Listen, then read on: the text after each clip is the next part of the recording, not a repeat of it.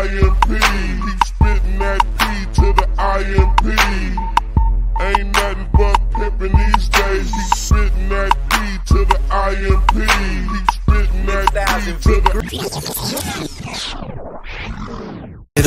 Got my face on a bunch of wanted papers. Rolled in town like a desperado. Searching for the gold like El Dorado. Burning money on Jameson bottles. Gonna get rich, come hella hot water.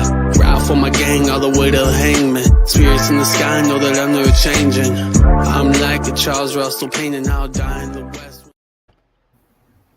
Welcome back to another episode of Elevator Dialogue here on the Uncle Junior Network. I am the Uncle Junior, and on the panel today we have Antoine, the other artist Christopher, Victor, the reheated French fry Viziant, Dr. Thomas, Roll Tide Easily, Dustin from Kavanaugh Outdoors, EJ, the champion mindset from EJ's Gym, and last but not least, Dwayne, Georgia football, Dwyer in the house today. So if you looked up, you see Victor and Thomas look up. That's because both of them are Roll Tide Alabama fans. But it's football season that started a couple of days ago, and as we know it, Georgia Bulldogs are the football NCAA national champions. So until they have been dethroned, they are what's going on right now. So you're doing good, bro. You're doing good. You're doing good. Hey, give them a little bit of love. Hey, look, hey, EJ. Dr. Thomas, Dr. Easy done dropped off. He had too much Georgia talk for him. Hey man. Hey, give a shout out to all the unks, all the nephews, all the women who support the channel and the show. And let's not forget about our servicemen out there. We salute you guys and thank you for your service. Shout out to the Most Elevated Chat on YouTube. And we about to get into it. But before we do, just a heads up. If you're on YouTube, if you're on Facebook, just be aware that it's a little bit delayed. So if you don't want to have that delay, jump over to the Uncle Junior Network. And while you're over there, make sure you subscribe to the channel, hit the like button, the notification button, so you'll be notified as soon as other videos drop. If you have a free finger or thumb, slide it over, hit that like button, and show some love to the channel. How's everybody doing today, man? Fantastic. Good. I know we're getting into some entrepreneurship stuff today, so I've been looking forward to it all day. Me and Vic had a conversation about it earlier. I was talking to my wife about it, all the things, so I'm really looking forward to this conversation. I know we had it earlier, but different panel, so it's gonna be different conversation, different experiences, and different things like that. So I'm gonna start off by reading this little snippet, and then we're gonna get right into it. All right. I got a question for you. Do that. Yes, sir. Hey, how did it feel to say that? Oh man, it felt great. I just wanted to ask. It felt great, man. And hey, it looked good coming out your mouth too, man. I just wanted to say. Yeah, it just rolled right off, right? Yeah. Man, every time I've said it before, it was always an X behind it. Now I get to say it, and you know what I mean. The whole different, I don't even. Yeah, it felt great, man. Positive masculine energy. Go ahead, man. I'm sorry. Yeah, man, I love it. Hey, no, we need some of this stuff, man. Absolutely. Hey, so entrepreneurship, small business ownership, and the 9-to-5 are all different paths men take once they leave high school if they do not decide to go to college. There's a strong mindset that many men have when it comes to either of these. You have people who may be working the 9-to-5 that feel like it is better and safer in the long run. They also may include talking points such as entrepreneurs are wasting their time with get-rich-quick schemes, or how only a small percentage of these people are going to make it. So the odds are on their side of the 9-to-5. On the other side of the coin, you have entrepreneurs telling the 9-to-5ers that they can have wealth without working for someone, or they are slaves to the system. You may also hear the entrepreneurs using phrases that refer to people who work as being on the plantation. Regardless of what side of the fence you sit on, there are pros and cons that go into both, not to mention a plethora of other things. let's have some elevated dialogue and come up with some solutions to these questions and or solutions. So as we're going to get into it, I ain't even going to start off with a question today. I just want to kind of go around the room real quick and kind of give a little bit of background about where we came from and kind of sort of where we are right now. So it don't have to be too long. And I'll start with myself. Military for 20 years. And now I'm a school counselor. I jumped in kind of sort of the entrepreneur space within the last 3 to 4 years. Something hadn't always thought about, but I'm kind of over here, but I'm also working the 9 to 5 at the same time. So I see pros and cons of both. And that's kind of sort of where I stand at least for a baseline of where my background. Well, I'll go in after that. So, like Garfield, I'm a veteran, 12 years, 7 of it, 12 years and 7 months. And I've been out of the Army almost 10 years. And after the Army, I transitioned into, like the regular workforce, but I was also managing self-employment during that time. I had a lawn care service. So I would get off work, take off my uniform, and then go cut grass for like 3 or 4 yards a day. And then I transitioned into, like a real estate investing, and it kind of laid the foundation for me to exit.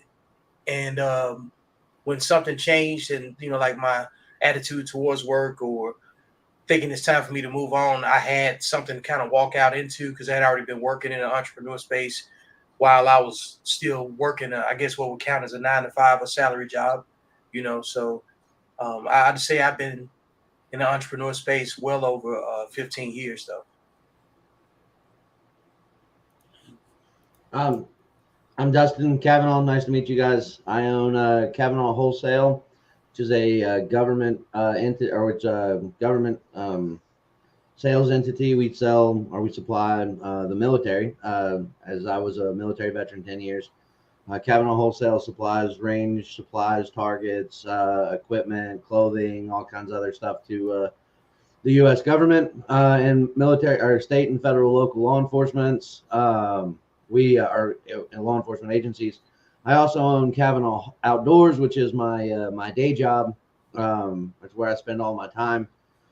We sell outdoor supplies, firearms, camping, hiking, hunting equipment, things of that nature. I also own part of a gunsmith company called First Line Gunworks, where we build custom guns. We do Cerakote and paint, and we make some pretty wild stuff. If you ever get a chance, go check out First Line Gunworks on Instagram. It's pretty neat. And then I also own, last year we started Loke Gear, which is a clothing line, and it's our store brand we use to bring anything new to market. We do it under that flag, having our own clothing line. So handful of businesses, and they're all equally challenging and equally rewarding. You brought up, man, in the thing where like entrepreneurs say that people that work 9 to 5 live on the plantation, and then people that live, people that work 9 to 5 say entrepreneurs are spinning their wheels. A real entrepreneur doesn't care what anybody else thinks, man. I'm not doing it to show you that, or to show anybody else that I can, that it can be done. And if you're not motivated to do it, you're not motivated to do it. And if it takes somebody to tell you that it can be done, then you're not gonna do it, man. It's not gonna work for you. We've had people approach us about wanting to open franchises because of all the advertising and stuff like that we do. And they're like, well, I need these guarantees. No, pal. It's an owner operator deal. So if you need guarantees, you're in the wrong business. You need to go ask your next employer what their benefits package looks like if you're looking for guarantees. If you're looking for opportunity, go be an entrepreneur. I've been a hustler my entire life. I started when I was a kid selling candy at school. I had to get my parents to take me to the grocery store. I'd buy big bags of suckers and I'd throw them in my backpack and I'd sell them for $0.25 to everybody at school. And I started that when I was 7 years old. And ever since then, I've done anything and everything I can. And, when I was in the military, I always had some type of side hustle going, whether it was buying and flipping guns in Alabama or rebuilding motorcycles in North Carolina or One time I did a jet ski. That was interesting, but I'd always find something to flip, fix it, flip it, move on. I cut grass. I've done it all, and it was an easy transition for me to go from the 9 to 5 to running my own shop and eventually, and growing it to where we are today, because I was passionate about it. It was something that I was looking forward to, and I didn't care what anybody else thought. If I made enough to feed my family this week, it motivated me to go back in and do it again, but maybe try to make a little bit more. So you learn things along the way. You get smarter. If you're paying attention, you'll get smarter. If you're not, you're going to go back to the 9 to 5. But yeah, it's to the point. And belittling somebody because they're not an entrepreneur is not a way to grow your business. And worrying about what other people think when you're coming into it is not a way to grow your business. I opened up my shop right across the street, my gun store right across the street from a gun store that had been established for 40 years. They'd been selling guns off of that piece of property directly across the street from me. If I'd have talked to anybody, asked anybody's opinion about it, they'd have talked me out of it because it's stupid. Why would you do that? But here we are 3 years later. They've closed up shop and I'm still running strong. So it's but yeah, just on the that didn't read well. That wasn't. No, you good. You good.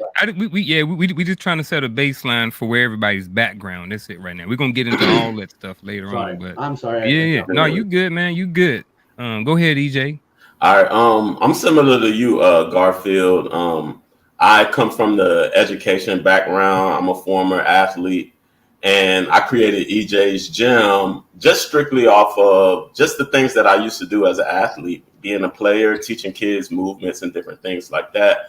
I've always had an idea of trying to create a world that I enjoy, being in. So that's the space that I'm creating with EJ's Gym. And I've been in this entrepreneur space for 3 years officially. But I would say that when I was in college, I would always do camps with my coaches and help my coaches like with workouts and different things like that. So I've always been in and out the space, but officially 3 years running my own business.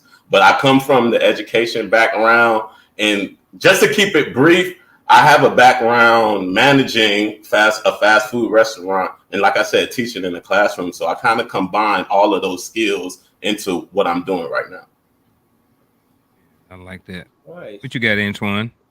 Let's see. Keep it brief. Yeah, went to university for marketing, but I always did art. Got a chance to get to Disney animation.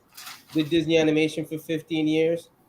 Then after that, I got discovered in Disney animation doing freelance art, and that's when I met my first manager. And when Disney went digital, I stayed traditional. And that's it. Ever since then, I've been just drawing as that. Yeah. That's dope, Antoine. That's it in a nutshell. Some of that stuff I ain't even know. Me neither. Go ahead, Coach, and then we'll wrap it up with Dr. Easley.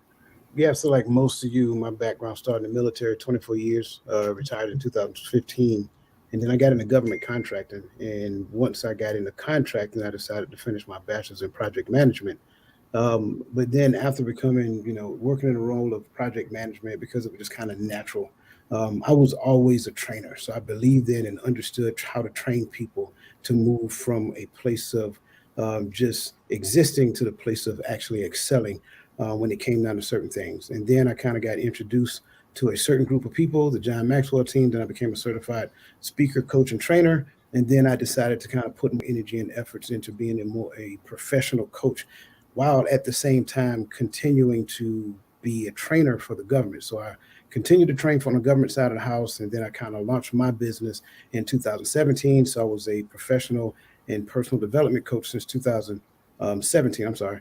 So since 2017, I started perfecting my craft in doing so, and then I just started selling those services to the government. So with that being said, I train on the government side of the house, but I also do personal and professional development coaching to like organizations, companies, and individuals. And again, all of that spawned, if I just to be real quick, all of that spawned from within, right? I realized that I had some things I needed to grow and develop from. I had some pains and trials and tribulations throughout my life. And I said, you know what? if I had to go through this, I'm sure that there are a bunch of people in organizations that exist in that space as well. And also already understanding that every company is looking for somebody to help them like fine tune and perfect the efficiencies of their team within their space. So they're looking for people to help them with team development. They're looking for people to train leaders to be better leaders, to be more efficient, and to cast vision and galvanize everyone up under that vision. So that's just kind of like me in a nutshell. So appreciate that.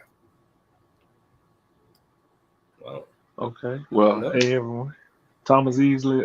I'm moved by everything. Jeez, man. Everybody's impressive. From Alabama, like Garfield and like EJ in particular, and maybe Antoine, coming from education, I came out of education. I am a forester. I'm a geneticist. My doctorate is in adult education. And so I went from forestry to Forest Service, Iowa State, education, back into urban forestry, back into NC State. NC State is where brother Uncle Junior and I met. And then there I started doing diversity mentoring and diversity work. So I'm a forester doing diversity work. And then about 2008, I've always been a hip hop artist. Matter of fact, I'm wearing a t-shirt of one of the albums on my label, which is Easily Branch, easily-branch.com. And I was in a group, and to make it official, we started a business. My last name is Easley. My former partner's last name is Branch. So that's how we made Easily Branch. And then, no fallout, just went separate ways. He went into business and that time, and I kept staying in academia. I became the main artist on my own label. Now I have 5. And so I have a record label. Easily Branch was about music. Between the last 10 years, I put my speaking into it.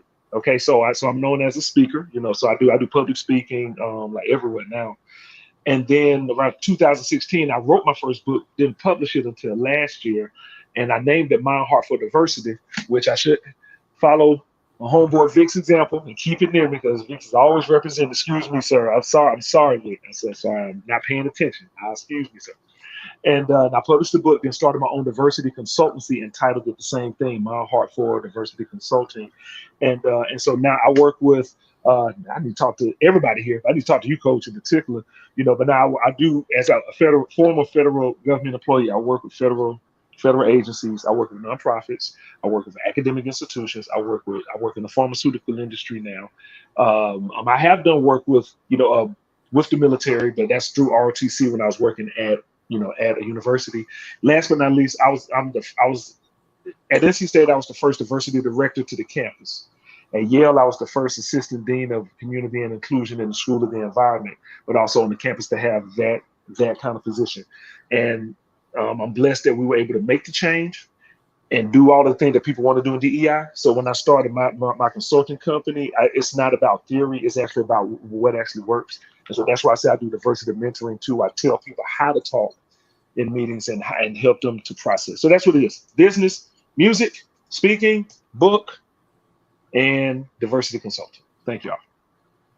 Man, I'm looking around here. I'm looking at countless years of military service. I'm looking at authors. I'm looking at degrees. I'm looking at Yale. I'm looking at Ivy League schools. I'm looking at trainers. I'm looking at business people. Like, is so much information, so many experiences on this panel. I would say this probably has to be one of the most experienced panels on freaking YouTube. And I'm just being real. I mean, you look at all of us are in our, late 30s and 40s and stuff like this, and we come with, it's a whole bunch of experience here from all different. I think Dustin or EJ, one of them is the youngest. Dustin, yeah. How old are you, EJ? 30 what? 37. Okay. What about you, Dustin? I'm 37 as well.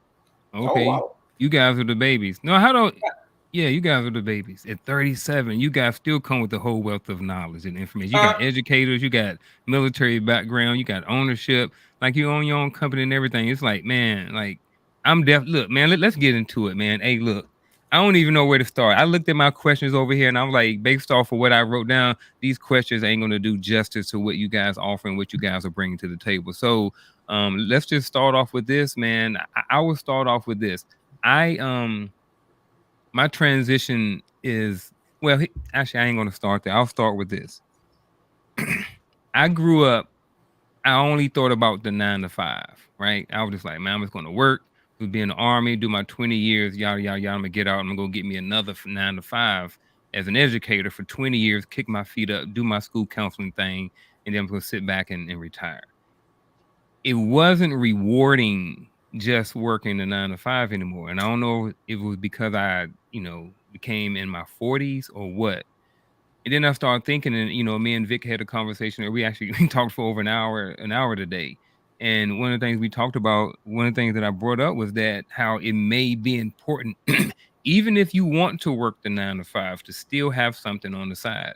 So 9 to 5 may include jobs like lawyers or doctors. But if you're a doctor and you're making 250 bands or 300 bands a year, and you're a surgeon and something happens to your hand, then what? Where you can no longer practice your job. So I think there always have to be a place for some sort of entrepreneurship or some sort of side hustle or side business or something like that. But based off of that, man, anybody please jump in here and add your spin to something.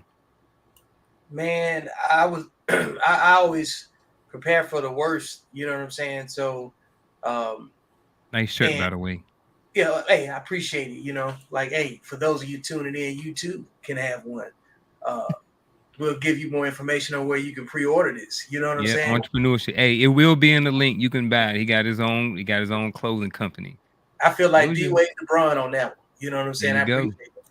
So I would say this right here. Generally speaking, men operate on the sense of nobody's coming to save us, right? And part of the reason that all of us are so well credentialed, because we know nobody's coming to save us. You also have to have wiggle room to make a transition from one thing to the next.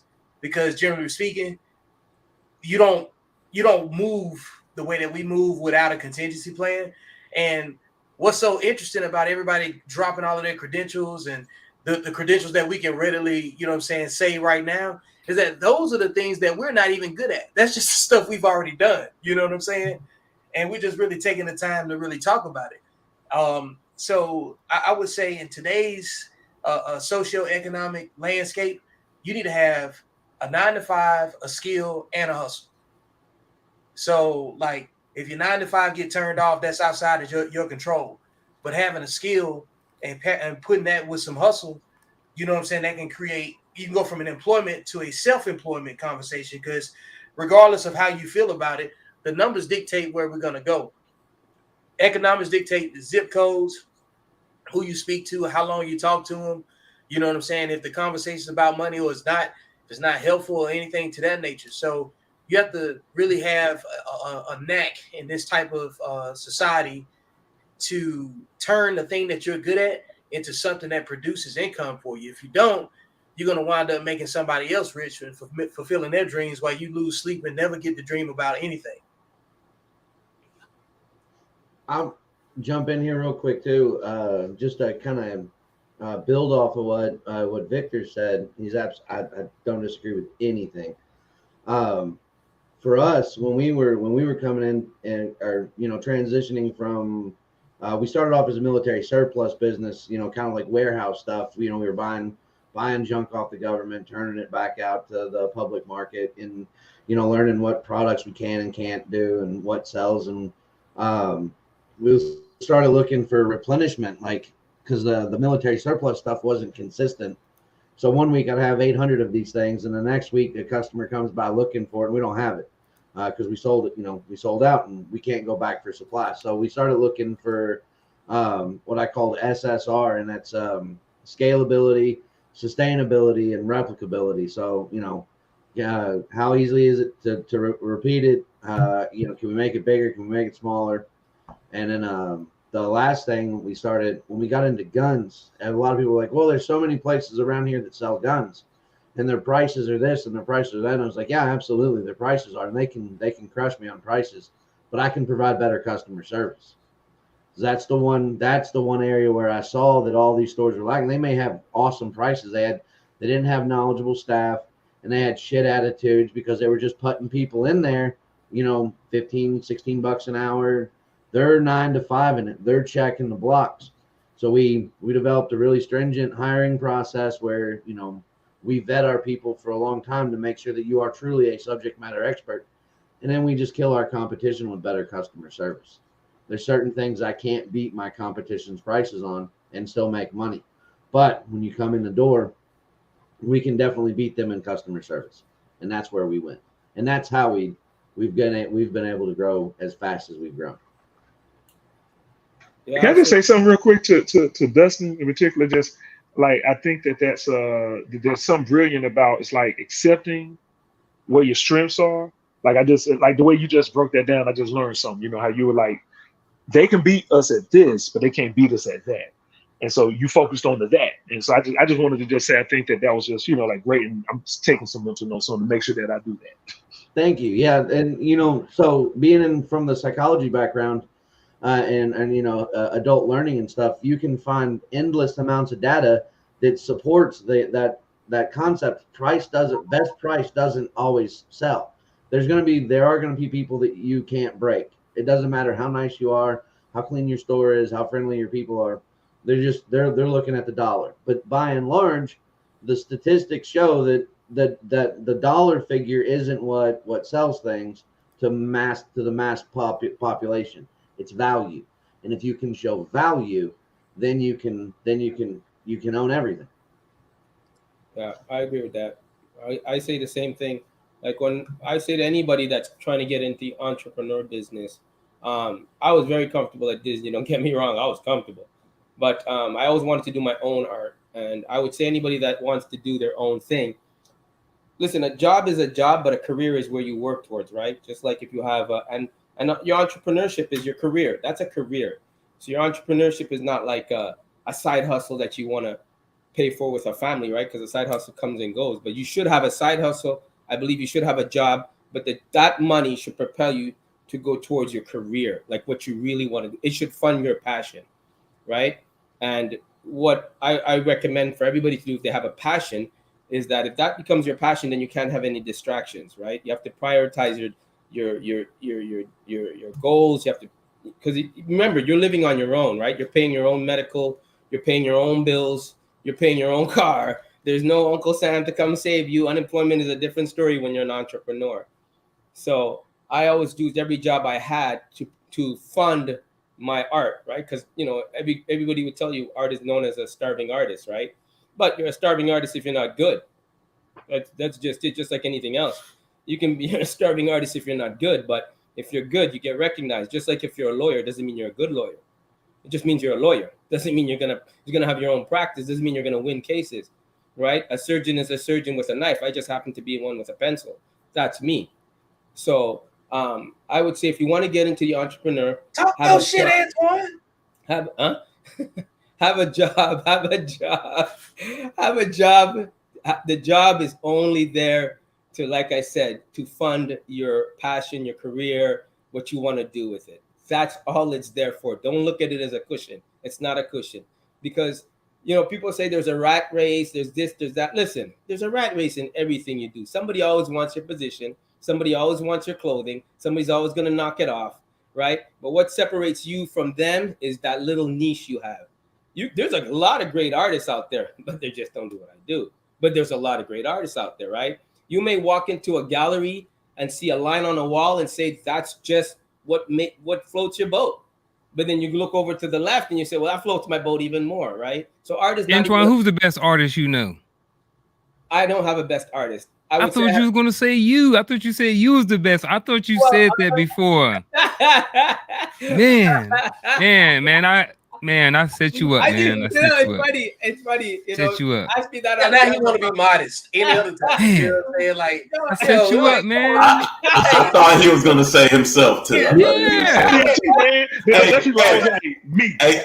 threw you the alley-oop, but you missed. And that's what I was trying to do. I was like, no, he laid it up. That's what he did. He laid it up. He didn't dunk that bad. Oh. He up there blusting on the layup. He missed it. I don't want to come across that. Hey, I'm gonna shift real quick, and I think it'll be good for Coach. I think Coach was about to say something. But go ahead, Coach, say it, and then I'm gonna read one of these chats, and then I want you to get to it. But I want you to say what you had to say real quick first, Coach. Yeah, what I was about to say, really, Antoine, what he was saying, he kind of stole the show, and I like it. because I'm stealing. I'm just what you know, Antoine. I'm stealing your phrase, right? The whole surgeon piece. I like that. But this is the thing that, when it comes down to entrepreneurship, this is the thing we need to understand. A man's gifts will make room for him, right? That's what we need to understand. So your gifts will make room for you, but it will also bring you before great men. So we need to understand that as well. When you listen, what I really love about this panel is that you heard the transition in every person. Everybody started off with kind of like where they started from, and then they kind of spun off of that. And so for me, the reason I kind of talked about my military background, because that's where I learned that I was actually good at training. I had no idea that I was good at training before I joined the military, just like everybody else. I was like school, did a little sports and all that other great stuff, had no clue on what my purpose in life was. But then when I realized, like, yeah, I'm kind of pretty decent at training, but then going forward, I started realizing that, the human aspect really matters. And like when we don't necessarily think about it, like the more I learn about myself, the better I can maneuver in the space that we call life. So when I started focusing on that, that's what propelled me to get my degree in human services counseling. So with that being said, now, my focus became that. And I think when you listen to everybody's story, like Dustin articulated his purpose perfectly. Like when you listen to his transition, it went from one thing to another, but it is still aligned within the scope of his passion. Antoine said the same thing. I was good. I was comfortable at Disney, and I'm sure he was getting paid very well. But then there was something in there that said, hey, you know what? I can do this for myself. And I think when you look at all of these entrepreneurs, there was a liberating thought that said, you know what? I don't want to be tied to this industry to where somebody else is in control of how I fund my resources, how I pay my bills, how I support my family. Let me gain that control for myself and let me kind of create that space so I get to decide what that looks like going forward. And then going after what Dustin said, and Dustin, I may mess it up and I apologize, brother. Scalability, I remember the reputability part. I can't remember the other piece, but sustainability. Sustainability. Yeah. There you go. Scalability, sustainability, and then replicability. Perfect. You can't go wrong in that. You know what I'm saying? So when you look at what it is that you want to do, I remember being younger, chasing certain side hustles. But here's the thing that most people realize. You're getting information from people who have already gained a certain degree of excellency in that space. And you're tapping into the excellent energy that they're giving you, and it all sounds good. And when you walk away from them, you're walking away from that energy that they have that is being, relayed to you based upon motivation. And you're excited for about a week, and you realize that, hey, I got to go through some growing pains to get to that point. And then most people tap out and quit. And that's what actually happened when people chase the get rich quick schemes. Don't chase those. Chase this thing that's in here. You know what I'm saying? What is your passion? What do you like? If literally, if somebody did not pay you for a month, what would you still do? And once you determine what that is, then chase that. Coach, I like that. That's honestly, that's how I created, everything that I'm in the process of creating right now. Like I mentioned before, being a former athlete, enjoying the process of teaching and working with kids, I figured out like, okay, how can I take everything that I enjoy and make that my own? You know what I mean? And that's what I did. I followed my heart, so the EJ's Gym, the GEM, as Garfield knows, stands for Guide to Elevate Your Mindset. So I don't just train athletes. I pour into them. I try to help them learn who they are so they can get through that process faster than we did. So they don't have to go through all the obstacles like we did. We like, okay, trust how you feel and go with that. So that's what I'm trying to take all the tools and everything that I learned and pour it into the future so they don't have to go through the same obstacles that we go through. They can get to their passion right away. Man, look, that's key to marketing your brand, because typically when people try to, maybe contest your price or whatever, you can have the argument and say, look, you're paying not to make a mistake. You're paying for my creativity and experience. You know what I'm saying? Like, you don't make Target and Walmart negotiate the price when you get to the register. Don't make me negotiate my experience either. You see what I'm saying? Real. That's real. Because all of us are are some degree of an expert. You know what I'm saying? Either based on mistakes or actual accomplishment. But like until you had to troubleshoot what you've done, you don't necessarily know what you're doing. So if you never tried anything, you can't even offer constructive criticism on something you never constructed. You know what? That part right there. You know what? I'm sorry, Garfield. I'm gonna be quiet here in a second.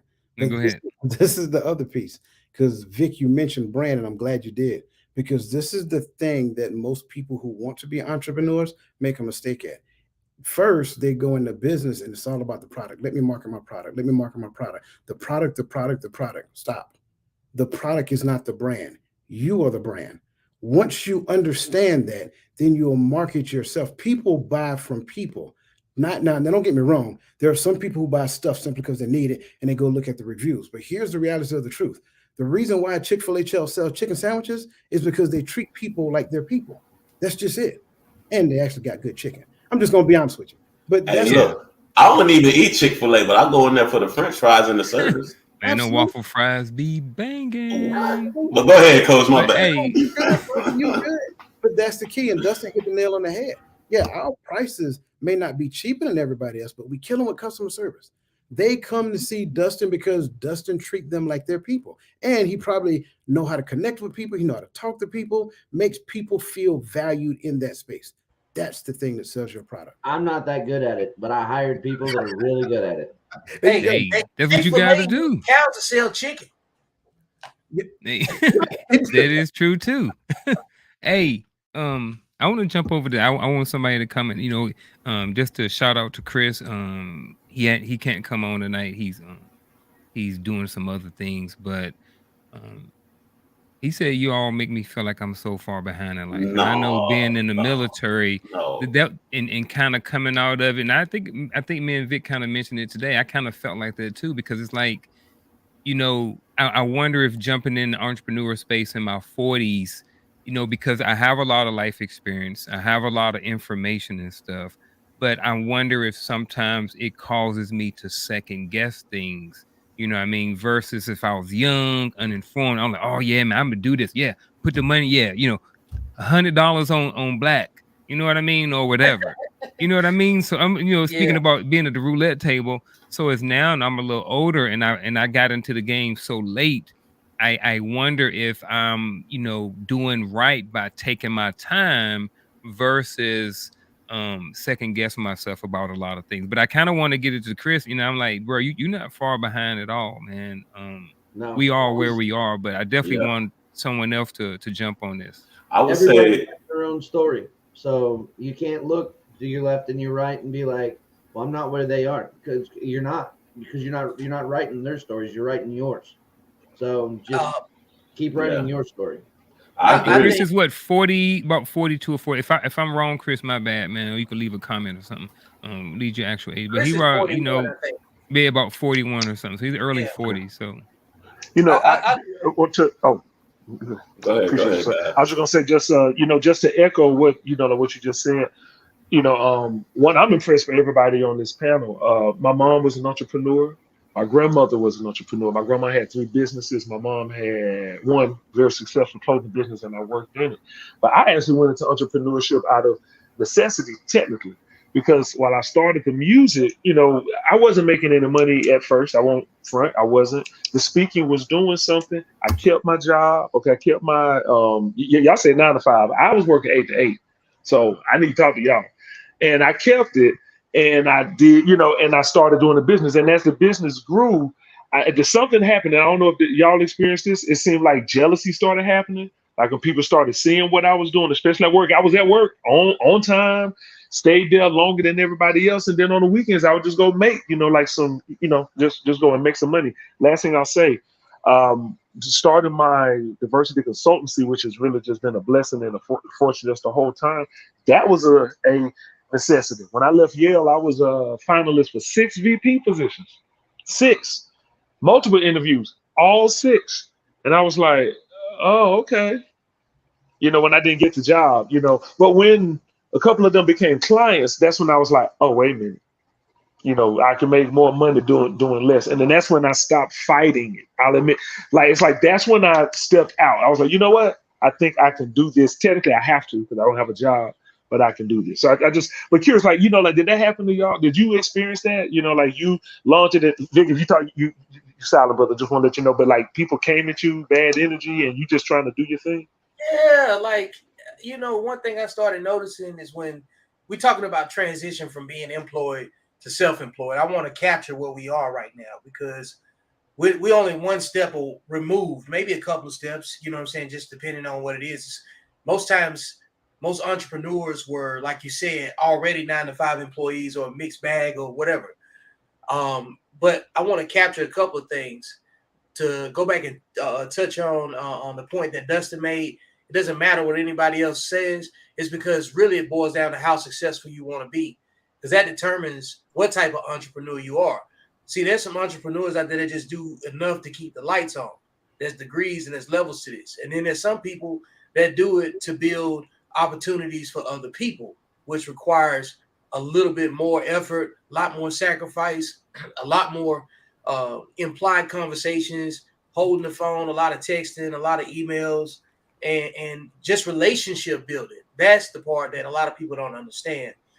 And I'll say, like, on like probably some of the cons, you know what I'm saying, is that it vacuums up a lot of time that you think you can make up, and you don't really have a concept of how much time you really dedicate to the things that build the relationships and the capacity. Trying to build capacity is such a touch and go topic because, like, if you're like me, like I got clothing, books, property, cars, consulting, you name it.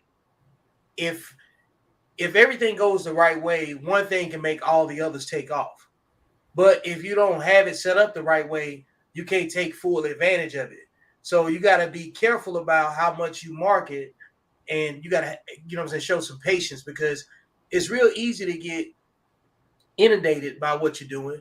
Number one. Number two, the most important part is that your personal life impacts you as an entrepreneur a lot differently than your personal life impacts you as a 9-to-5 employee. Because you don't have a 1-800 number. You're it. You know what I'm saying? Like, it's like you didn't take off, and your cases or your workload doesn't go to somebody else when it's got your name and your brand assigned to it. So the implied work that a lot of people don't take into consideration is what you learn when things don't work, as planned initially. But now, one thing that I say to people that's 9-to-5 and that's looking to transition into it, the company you work for was started by an entrepreneur. So somebody jumped out there and now you putting pressure on yourself to go try to get hired for somebody that bet on themselves. At some point, if you're good enough to get hired by these companies, you should be learning something from the job that you could take and then put into your own brand. That way you can have the flexibility of owning something that other people make more successful for you, instead of you making somebody else successful alone. Well, I'll pose this question because I'm new at entrepreneurship. EJ's been out there for just a few years as well. So I know for me, one of the things was like most side businesses don't make it. You know what I mean? Like most businesses ain't gonna make it. So what is the draw for me to be an entrepreneur versus just staying at my 9-to-5 for 20 or 30 years and collecting my paycheck? Because if I step out there and I don't make it, now what? No, like we say all the time on the show, no one's coming to save me. You know what I mean? So if I jump out there and I risk it and I don't make it, I'm not speaking for myself. I'm speaking for someone who may be struggling or someone who may be on the fence and maybe thinking about starting their business, but they like, I got a wife, I got 2 kids. I don't know if I really want to take this risk to jump out there and be an entrepreneur, because if it goes wrong, there's a lot on the line. Please, please, if I Anybody just jump in, and I'm not trying to insult anyone, but I'm gonna say it. I always have to preface my statements like that because I can be direct. So this path isn't for the weak. I want to start there. Okay, it's not for the weak. You heard what Dustin said. You heard what Vic said at the beginning. You can't pay attention to what people are saying. because people will say things, right? So you have to be mentally strong to keep it going. The next thing is you have to be disciplined to be successful. That's just my opinion. I think you have to have, I mean, I like to go out every so often, but it makes my heart skip when I save money. It's like, oh boy, and when I put money into my trust and then back into my family, I'm like, oh, like that just made me pinch myself even inappropriately. Anyway, the point that I'm trying to make is that, you have to have other, like other things. EJ And then like I think, that. I see, thank y'all, brother. Dustin did too now. Yeah, he did too. The last thing that I'll say is, I mean, it takes courage. It does. It takes courage. Take a chance on yourself. I can tell you, I'm so glad that I did. If the way I feel today, man, I wish I would have done this. I've been an entrepreneur for over 10 years, but there's a part of me, I shouldn't say wish because we are where we are, but there's a part of me that just goes, man, if you would have believed in yourself even as much as you do now 15 years ago, if you knew then what you know now. But I'm sorry. No, doctor, I'll say this though. Everybody, listen, this is one thing I wanted to, this is speaking to Chris too. Everybody says, man, if I'd only known this 15 years ago, I should have done it, right? Just like you said, and I'll word it like this. 15 years ago, you didn't have the right mindset to make it successful. Right. That's it. Yep. You didn't have the education. You can dream what you want for that Lamborghini, but until you find out how much it costs and how hard you have to work, it's a different mindset. And the same with Chris. Chris, you went through some trials and tribulations you spoke of back in the time. So that wasn't your time. Now's your time because you're looking at and you have examples to work towards. So you can't beat yourself up in hindsight, right? Every one thing I say today in the modern world that if you want to be an entrepreneur, if you're coming out with t-shirts, everybody does t-shirts. You have to study the market of why your t-shirt is going to be bought over the next guy. Rather it be one extra stitch, the quality, the quantity, where you're getting it from, your prices. Don't go by prices because your quality, that's a whole other area. But you have to find out what is your product that's making A gonna buy it more than B, right? Tesla is a great electric car, but it will always stand out from the other electric cars because it has that little Elon Musk name above it, right? And that little T is a status. But other companies are catching up with the technology now, right? There's some electric cars that have something Tesla doesn't have. So if you're coming out with an electric car, what makes it different than the top brand out there? Another thing you have to say is this, Chris. How bad do you want it? Because I'll tell you now, Red Bull and coffee and becomes your best friend. You're not sleeping no more when you're an entrepreneur. You're paying for your own medicals. You still want to go to the gym and train. I'll tell you right now, you break your arm, it's $2,000, $800 for the blood test. The other money is for the cast. That's just a fact, right? And if you're an entrepreneur, you're paying for that, right? Don't look at an employee for 5 years. You're doing everything. You'll pay somebody to do something, but it ain't working for you. That's being realistic, right? So as an artist, everybody will tell you, you want to be a singer, you want to be anything dealing with the arts, you have to have a second job. Right? You want to be a UFC fighter? Most of them were bouncers before they were actually in the UFC getting a contract and sponsorship. So you have to study where you're going to be an entrepreneur in your market, right? Because I'm getting into the t-shirt business, but the only thing separating me from them is my artwork is on it. So you can get my artwork, but it's on a t-shirt. So that separates me right off the bat. The second thing I have to do is I know the market of t-shirts. What's the best fitting t-shirt and the price I can get it at, and how much I have to buy it at to get it at the price I can afford. That's because it's your money, nobody else's. And another thing, if you're getting into entrepreneurship and you're coming from a 9-to-5, you have to have 1 year's salary to make sure you're ready for a rainy day and when you get depressed because you're not making money. Because you won't. You're going to break even if you're lucky, right? And you still have to eat.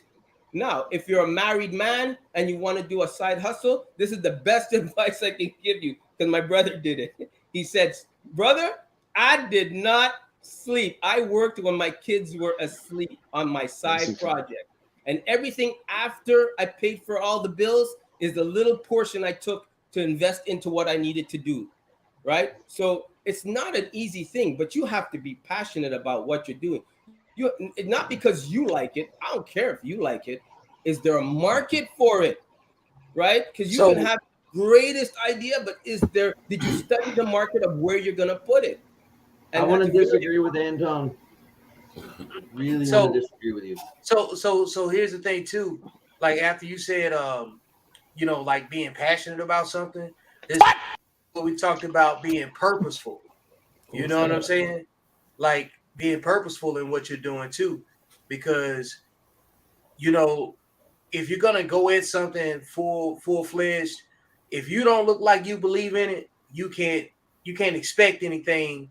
You know what I'm saying from it. You only gonna you truly get the return on your investment and the energy you put into it. You know what I'm saying? Everything you have and do not have is what you can afford, and that's based on the work you put in. You know what I'm saying? Good, bad, and indifferent. What was you Now, gonna say, Dustin? one thing. Go ahead, Dustin. Go ahead. Yeah, go ahead, Dustin. I know he had a little bit of pushback. I wanted to see what it was about. Oh, so tightrope walkers, do you know why they don't practice 6 inches off the ground? Because you can fall. There's no consequences, right? They start 6 feet in the air.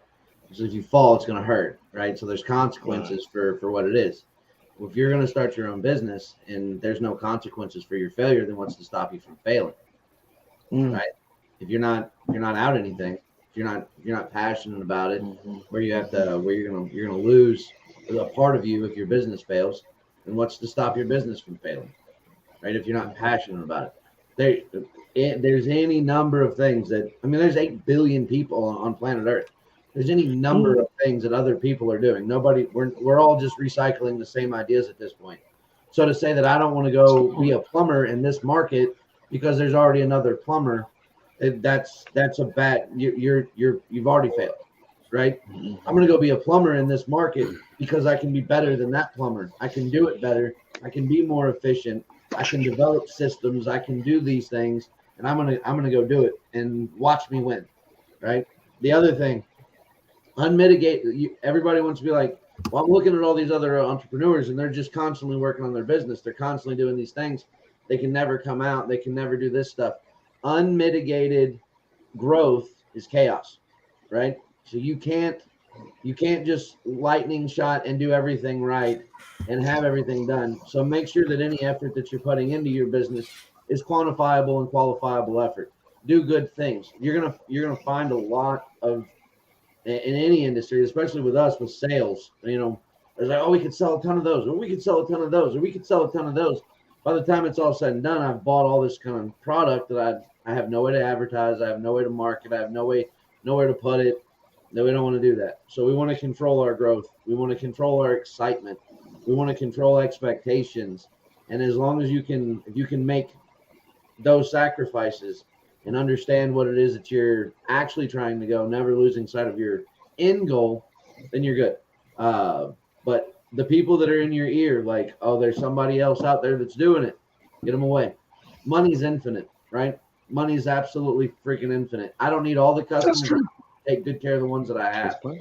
So don't worry about those people. They need to get out of your life. The ones that are sitting there saying, oh, you work too much, or you're doing this. No, I have people depend on me now. Me being one of those people that depend on me, I've got to do the right thing. I might have to stay a little later. I might have to go in a little earlier. It's my business. It's my responsibility. I have to get it done. Get those people out of your life. Get them out of your ear, right? The ones that, oh, take a day off. You should take a day off. And do what? Sit at home, stare at the wall, wonder what my business is doing? No, I'm good. I'll take a day off. I'll take a day off when we're closed. When the business is closed, I'm gone, right? The business is open, I'm here. Because it's my business. It's my responsibility. I need to make sure that everybody, not so much that they're doing the right thing, but that I'm here to facilitate their ability to do the right thing. I have great trust in my people, and I'm not here to supervise. I'm here to help them be successful for them. That's your job. They don't work for me. I work for them. And so as long as you have that idea, those are a few bullet points.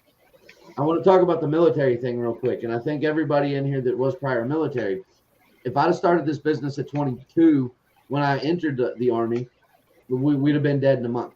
It'd have been over. The military taught me how to be comfortably uncomfortable, right? The military taught me to stay late if a project has to get done. The military taught me creative problem solving. When you have a big issue and no clear guidance on how to get it done. the military taught me that. The military taught me systems. It's the one thing that I never really focused on before, but building systems, right? You want to take leave in the military, it's always the same paperwork.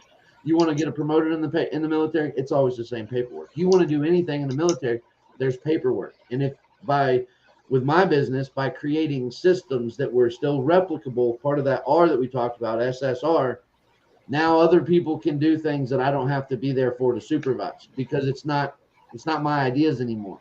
It's everybody's. It's all the same. It's always the same, and we do it the exact same way every time. So I don't have to waste energy on those things anymore. So yeah, that's pretty much everything. A lot of words. Sorry, guys. What you got, EJ? What I wanted to say, just going back to, I guess, who is Chris, that's felt like he was far behind. I feel like you just have to stay in your lane and trust the process, because in life you can't go back and say 15 years, because 15 years ago you didn't acquire the skills that you have now. Sometimes in life you have to run your race, and when you run your race you gain skills. And when it's time, then you will be ready to be in that space of an entrepreneur. But you can never look when you're running a sprint. You can never look to your left and your right. You better look at that finish line, because if that's your goal, you stick to it. You can't worry about what everybody else around you, what they're doing, because they probably acquired the skills to do the things that they're doing. You're probably not there yet. And I can speak from my perspective. Like, just say, for instance, I told you guys, when I came out of college, I actually started managing a fast food joint. That taught me how to delegate. After that, I transitioned into teaching. That gave me my voice.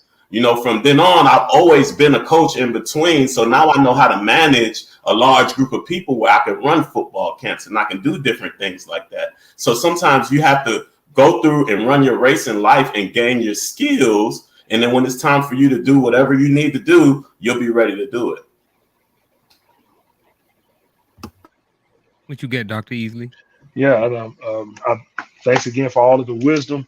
One, I know that there's a fear, I think, of entrepreneurship when it comes to medical insurance in particular. And I can say from that experience, there's actually good insurance for entrepreneurs out there. They have to do a little research and do a little calling. So in case there's a fear with that, there are some measures. But if that scares you, then use that as your excuse to stay healthy. And somebody told me if I stayed healthy between the ages of 10 or really 0 to 70, really shouldn't go see a doctor until I'm probably 70. So for real, use that as motivation. Next thing, if you're afraid, of something failing, work harder. And the reason why I say that is because the more that you work, the more you're putting your energy into what you're doing. And I'll say this, when Garfield met me, and when a lot of people actually met me, I didn't even sleep 3 to 4 hours a night. But I didn't show up at work sleepy all the time. That's when I started doing my business. I was like, well, I'm up. So I just started reading things. That's why I've read almost over 1,000 books, because I just started reading because I couldn't go to sleep. And then I used that time to build my business. So then that let me know that I wasn't lazy. And then also, and so that's how I became a business. So use your time. If you have extra time, it's like if you find yourself watching Netflix and you're like, man, I could be, yeah, that's right. Turn it off then and go be it. If you find yourself having, wasteful conversations with people, like there are people who want to talk about drama all the time. They're gluttons for punishment. You let them talk to each other. And, okay. As Jesus said, let the dead bury the dead. I don't even make time for that. I was telling a friend today, I don't even make time for that.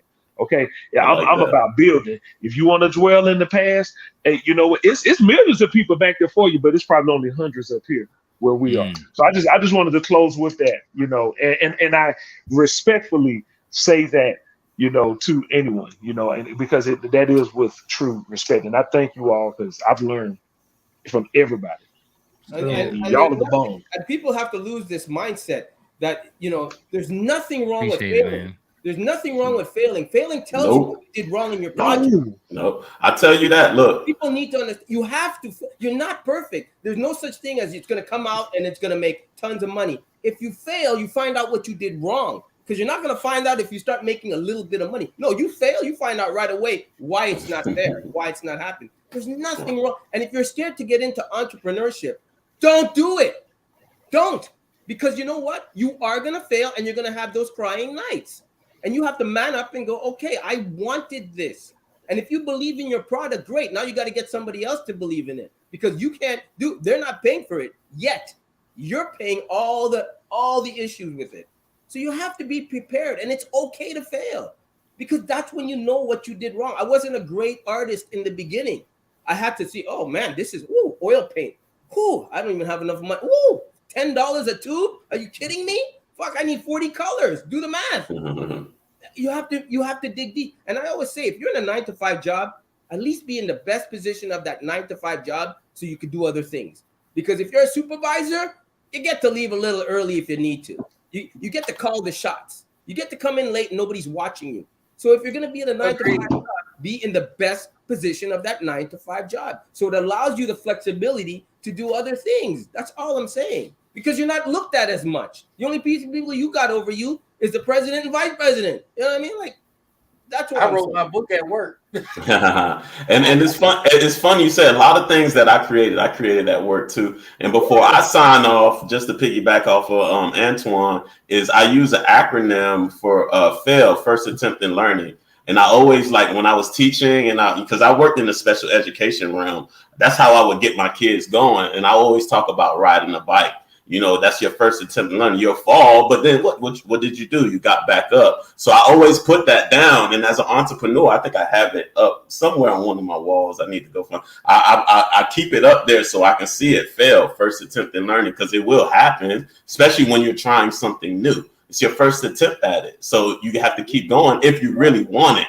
That's the thing. How much do you want it? Yeah, there's a thing circulating TikTok or whatever, talking about people sucking at flat roofing, right? Nobody's good at flat roofing the first time they do it.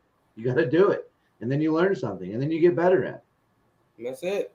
So I like where this whole conversation is going, and what I would share is that, going back to the original statement, what I would share is that this thing that you're talking about, we call that the comparison trap. When you start comparing yourself to somebody else, that is a mental trap that you put yourself in, because there's always somebody else who is doing it based upon your perception better than what you are. I want to change the context of it to where the reason why most businesses fail within the first 5 years is because of their infrastructure. Infrastructure is key when it comes down to business. Infrastructure gives you that sustainability that Dustin was talking about.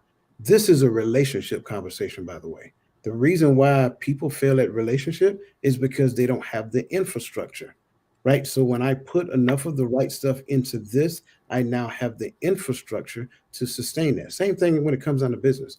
Once you establish the infrastructure, once you understand what it takes to successfully run the business that you want to learn, want to run, that means that you have to take the time, the mental energy, to sit down and think, what does this look like? You know what I'm saying? Am I going to have employees? Am I not going to have employees? Am I going to sponsor my 401k? Am I going to sponsor my health insurance? Are all of these things going to happen?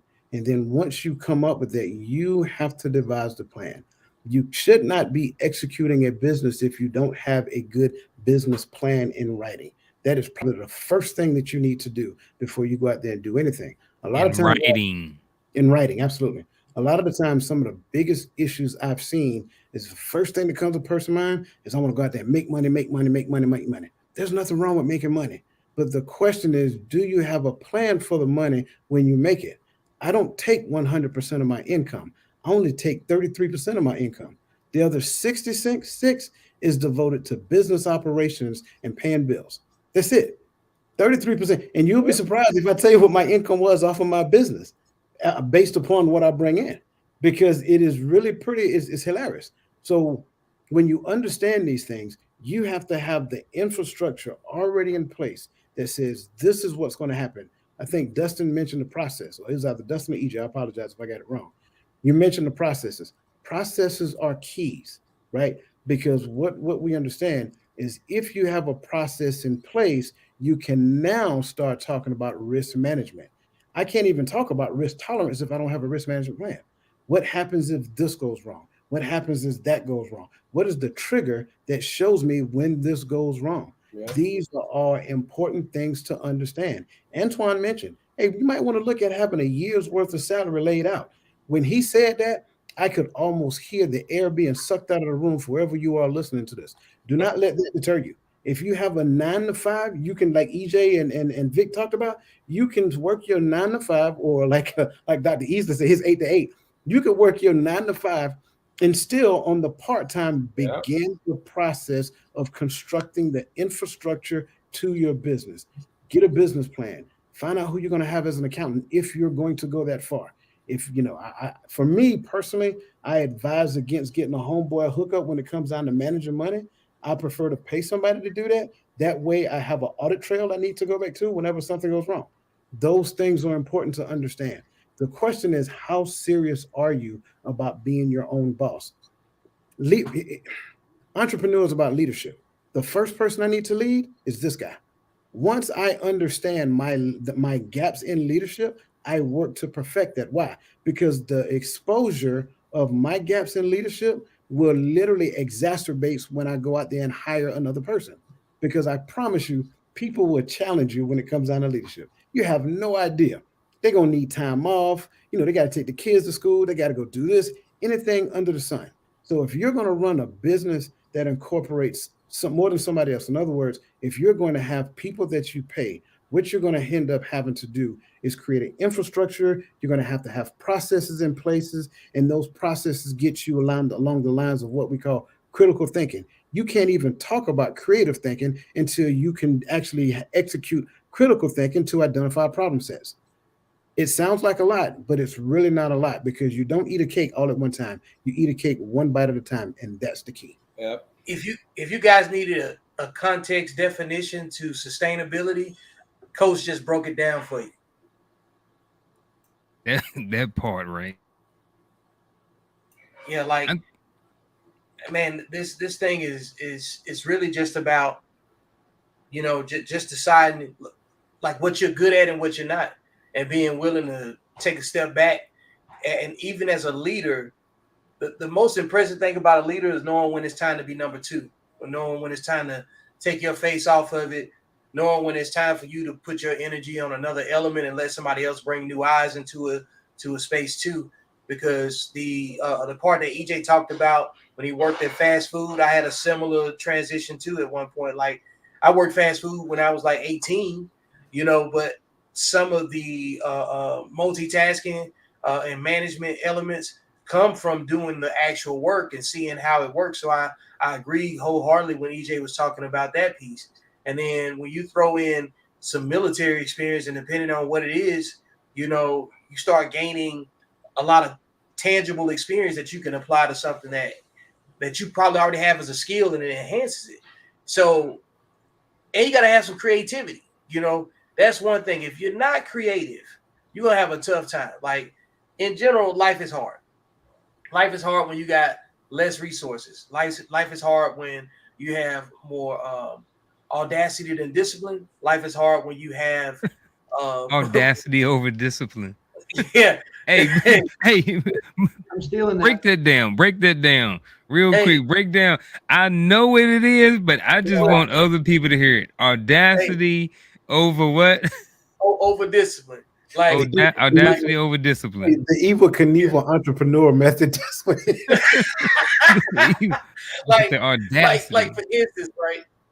Like you can have poor expectation management. Audacity over discipline is based on poor expectation management. Let me start there, okay? Meaning that if you want to jump in here and start selling lion hair, and you living in a place that don't have any lions, you have to convince me. You feel me? You know what I'm saying? But like, if you jump into something that's like, remember when you were in school and they talked about durable goods and the difference between perishable and durable goods? If you want to start off as an entrepreneur, you probably want to have something in your infrastructure, like Coach was talking about, that is a durable, sustainable good that allows you a better foundation and platform to build and try new things off of. Because as an entrepreneur, what you start understanding is that depending on how successful you want to be, you got to have one business that grows another business or supplements another business. Because I give you an example. I had my foundation is real estate. So, but I have some other friends that are doing way more in real estate than me. And I recognize what my threshold is and how far I want to go. But then when I watch the other people that have gone further than me, and I had no idea how much further it went, I watched them have to not only develop management capacity, but construction and maintenance capacity. And when you start looking at it, you're running 3 or 4 different businesses just so you can manage the costs and control and you know what I'm saying, and employees, because at some point you got to have somebody to synchronize all of this stuff, and it just can't be you. So really building an airplane in flight once you decide how successful you want to be. Now, and that goes back to the levels of what I was talking about before. I'm not talking about the entrepreneur that just wants to pay their bills and not have to work for anybody. That's great too, because there's some people that want to cut grass the rest of their life, and that's cool. You know what I'm saying? But like, if you're one of those people that got into it and then want to start growing, or your requests are outpacing your capacity, then that's when you have that situation where supply over demand. Now, all of that is true no matter what brand that you're trying to promote or establish or whatever. But if you get into this thing and you think that you're going to make a lot of money selling, I don't know, earring backs, you better be selling to people that wear earrings. You know what I'm saying? Or that lose. There's a lot of money to be made in earring backs. I lose them jokers all the money on time. marketing. What's that, marketing? I said, yeah, if you're going to sell earring bags, you better spend some money on marketing. Yeah, absolutely. Yeah. Hey, one of the questions that I want to get to is shout out to Davina Sanders. She said, what are some side hustles that people can do? I'm assuming that people can do to make money doing. What are some side hustles that people can make money doing? Davina, I've been talking about this for a long time, and I've been trying to get people to do it. So 2 things that you can do, side hustle right now. You can start from home, and you can make it as big or small as you want. Hot Wheels on eBay. Hot Wheels on eBay. You can buy truckloads of Hot Wheels from local Goodwill stores and things like that, and those things will sell from anywhere from $7 to $700, depending on which one you get. And you can buy them for pennies at the Goodwill store. The other thing that another good side hustle is used cowboy boots. Again, you can get that stuff from Goodwill, and that stuff will sell, from anywhere from $40 to $400 for used cowboy boots, depending on the brand. So those are 2 things that you can do from home. It's easily scalable. There's infinite supply, and it's a pretty easy market. You could make 100 photos of Hot Wheels in one night, and could net you thousands of dollars. I kind of want to take a different approach to that question. I'm gonna answer the question without answering the question. I'm just going to be upfront with it, right? There's a number of things that you can actually do, but my question to you would be like, what is it that you're passionate about? Like, what do you like? You know what I'm saying? That's where I would start at, because for me, in my mind, if I don't like doing a thing, I won't do it long. It can bring me money. I'm just going to use that money to do what I want to do anyway, and that's an idea. So the question is not so much as like, what can I do now, but the question is, what is that you like doing? Somebody mentioned earring backs. Well, that's the thing. Paparazzi exists, and I know a lot of women right now who actually make very good money. I know a 6-figure earner right now in paparazzi. That's her thing. She loves earrings, and it works based upon her population group. That's an idea. But so my thing is, I would just ask, what do you want to do?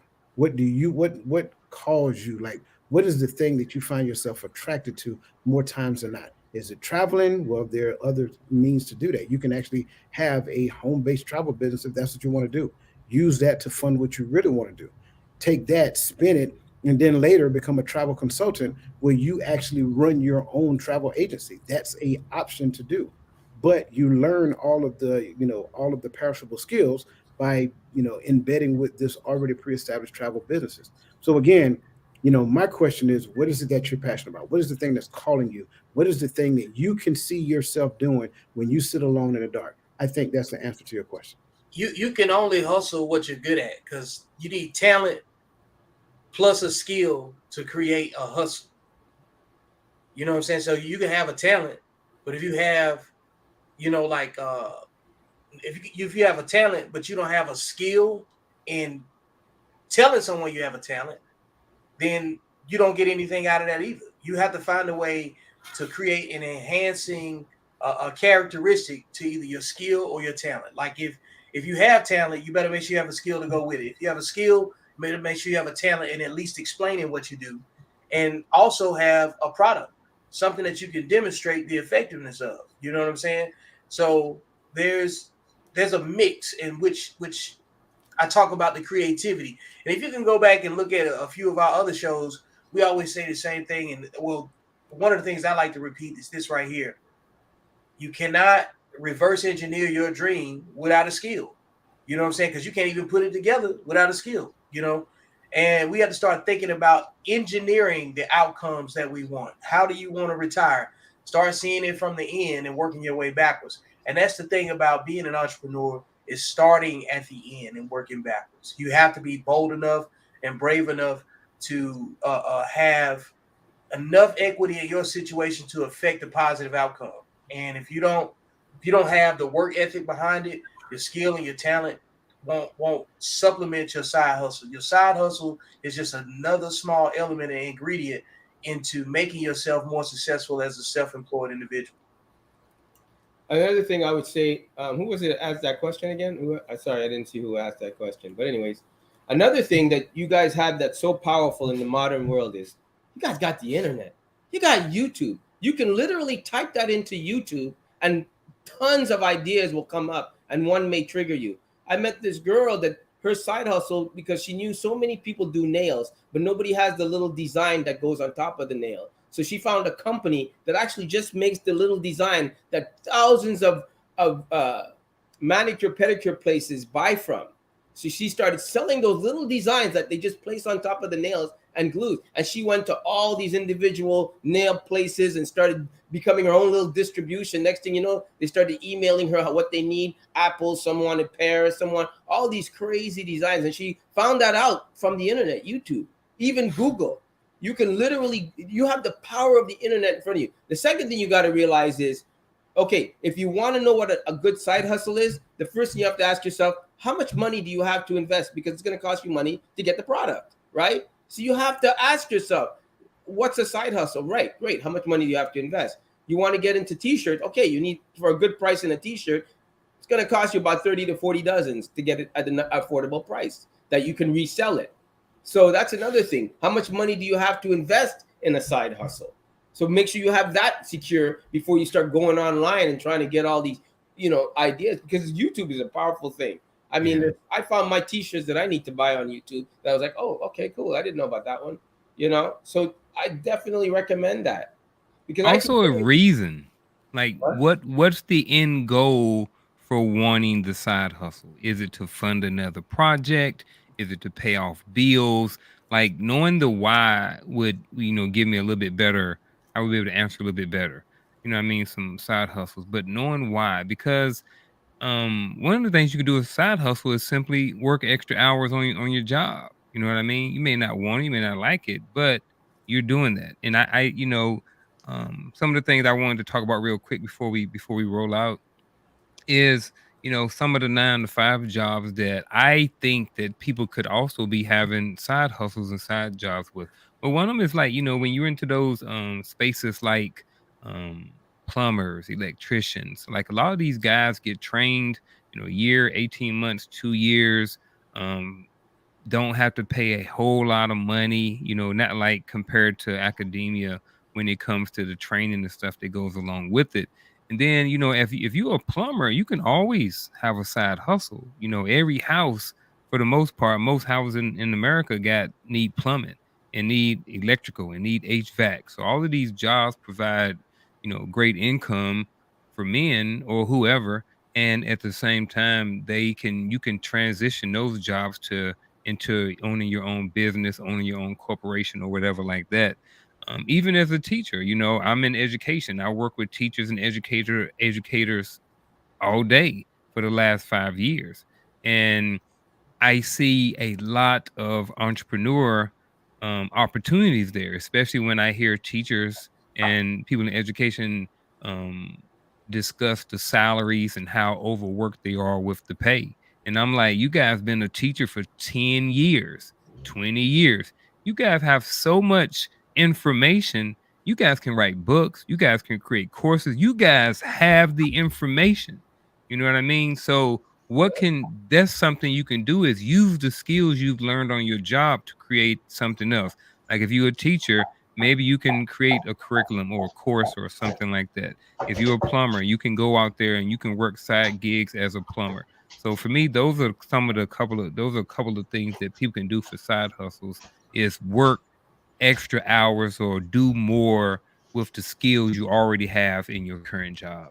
Yep, exactly. And if you, like I said, if you're in the cooking business or chef business or cake business or whatever you want, you can hustle and make money. Like I know a person that sells cakes.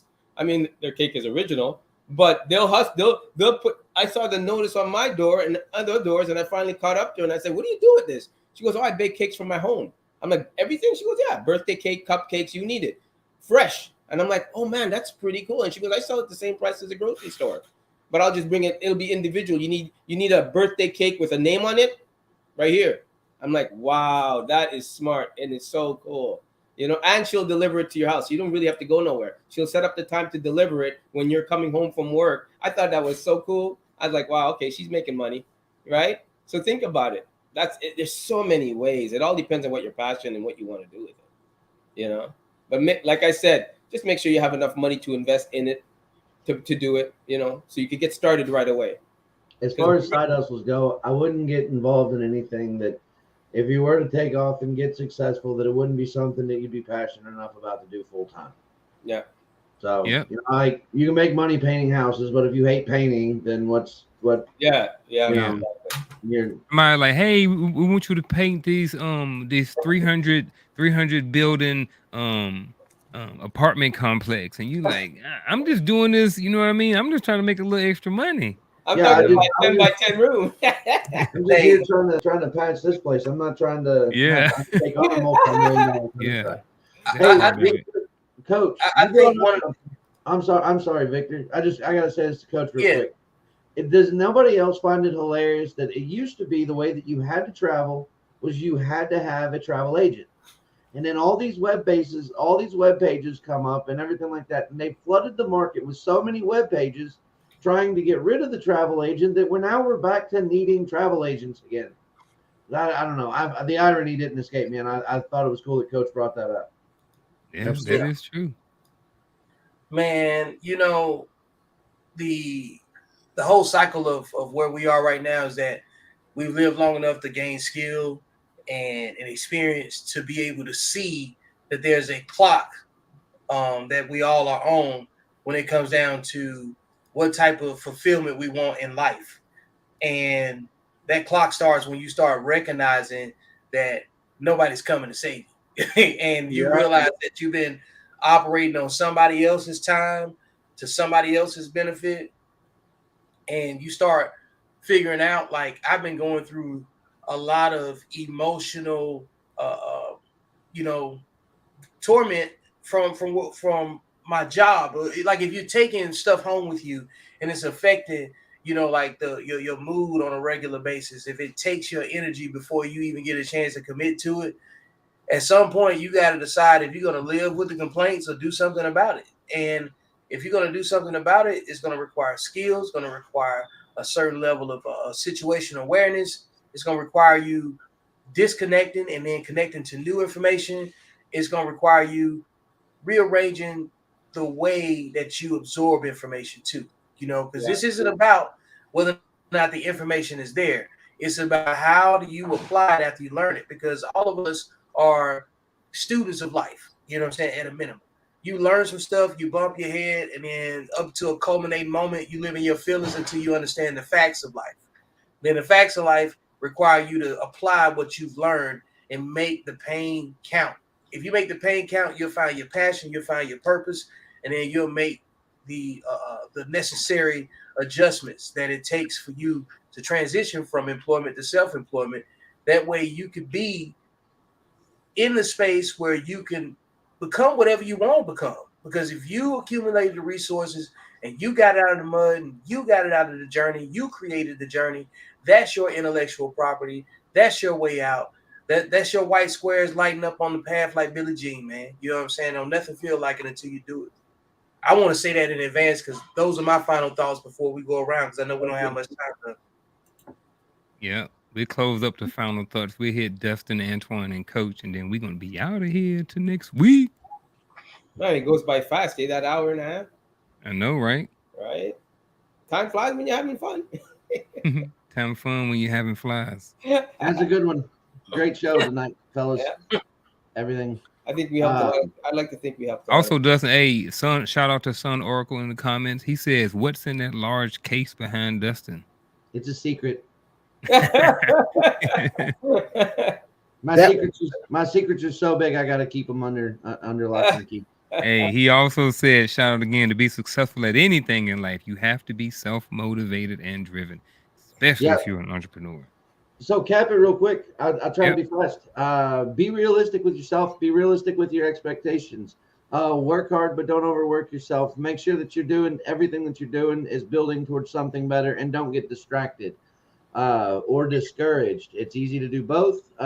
So look out for those thought traps that I'm not as pretty as I should be. I'm not as fast as I should be. I'm not as wealthy as I should be. No, the person that you're trying to impress is the guy that was watching you start, right? And I think where I'm at now, if I went back to where I began, the guy that started this business versus the guy that's running this business now, I think past Dustin would be really happy with where we've came.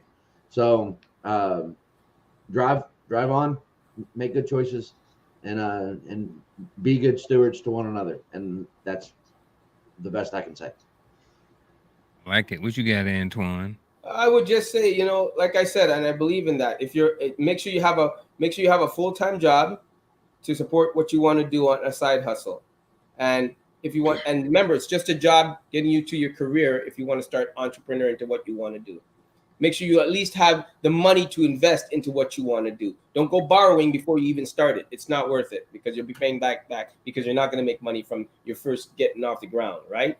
So that's very, very important. And don't expect, you can want what you want. Just don't expect delusional results, right? And it's okay to fail. Don't look in the mirror and call yourself a fail. It's okay, because that's when you know why your product is not working, and that's when you know it's not working. It's okay. But really, really step back and go, okay, why is my product different from all those products out there, even from the simplest t-shirt, right? And that's and start small. You don't have to go gung-ho and quit your job. And no, just prepare. Red Bull and coffee is your best friend. And say goodbye to sleep when you're starting a side hustle.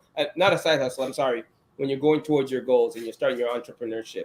That's one thing that you are losing is time.